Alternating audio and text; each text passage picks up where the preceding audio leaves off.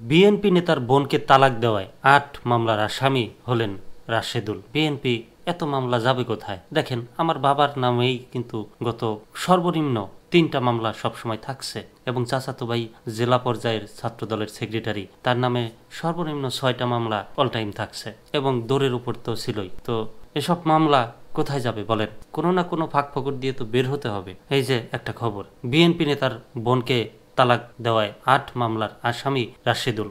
আর মামলার আসামি যখন ছিলেন, বাড়িতে থাকা তো দূরের কথা, কোন বাড়ি থাকবেন, ঘুমাবেন, তারও কোনো নিশ্চয়তা ছিল না। এই খবরটা বিস্তারিত পরেই কালবেলার খবর। বিএনপি নেতা আক্তারুল আলম মাস্টারের বোন ফারজানা আক্তারকে তালাক দেওয়ায় ৮ মামলার আসামি হয়েছেন রাশেদুল হাসান।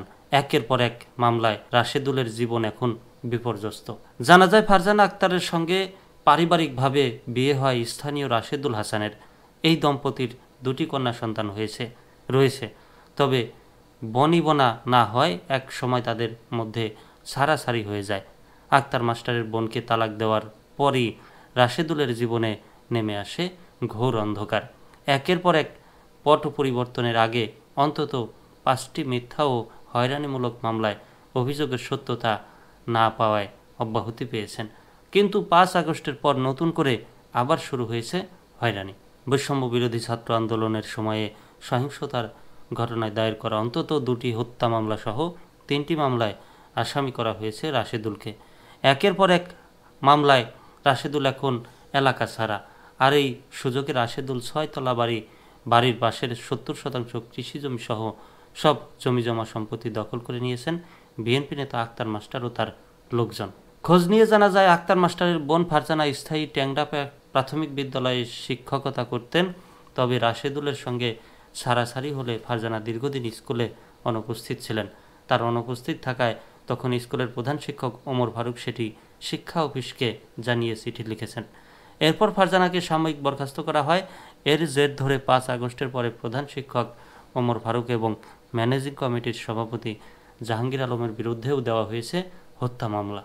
জানতে চাইলে আত্মগোপনে থাকা রাশেদুল ইসলাম মোবাইল ফোনে কালবেলাকে বলেন, স্ত্রীকে তালাক দেওয়ার পর আমার বিরুদ্ধে 5টি হয়রানিমূলক মামলা করেছে তারা।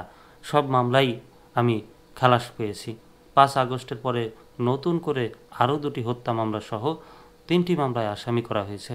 আমাকে ওই সব মামলার কারণে আমি আত্মগোপনে আছি, তিনি বলেন। আর ওই দিকে আক্তার মাস্টারের লোকজন আমার 6তলা বাড়ি, কৃষিজমি সহ সব সম্পত্তি দখল করে বসে আছে। আমার 2টি মেয়ে, তাদেরও আমার কাছ থেকে নিয়ে গেছে। তাদের এক ভাই পুলিশে চাকরি করে, সে এখন ঢাকার একটি থানার ওসি। তার প্রভাবের কারণে আমরা পুলিশি কোনো সহায়তাও পাই না। আক্তার মাস্টারের বিরুদ্ধে উত্থাপিত অভিযোগের বিষয়ে জানতে চাইলে শ্রীপুর থানার ওসি মোহাম্মদ জয়নুল আবেদিন কালবেলাকে বলেন, এসব অভিযোগ সঠিক নয়। আক্তার বা তার পরিবারের সঙ্গে আমার কোনো সম্পৃক্ততা নেই। আর সব মামলার বাদেই পাবলিক, তাদের আমি চিনিও না। আমার আসার পরে মাত্র 2টি মামলার হয়েছে, বেশিরভাগ মামলা কোর্টে হয়েছে। যারা বাদী তারাই আসামি করেছে। আমি এসব ঘটনার সঙ্গে সম্পৃক্ত নয়। আক্তার মাস্টার এলাকার বিএনপি নেতা হিসেবে তাকে আমি চিনি। অভিযোগের বিষয়ে জানতে চাইলে অভিযুক্ত বিএনপি নেতা আক্তার মাস্টার কালবেলাকে বলেন, এসব অভিযোগ সম্পূর্ণ মিথ্যা ও বিভ্রান্তিকর। আমি বা আমার কোনো লোকজন এসব ঘটনার সঙ্গে জড়িত নই। উল্লেখ্য, আক্তারুল আলম মাস্টার গাজীপুর জেলার শ্রীপুর উপজেলা বিএনপির সাধারণ সম্পাদক।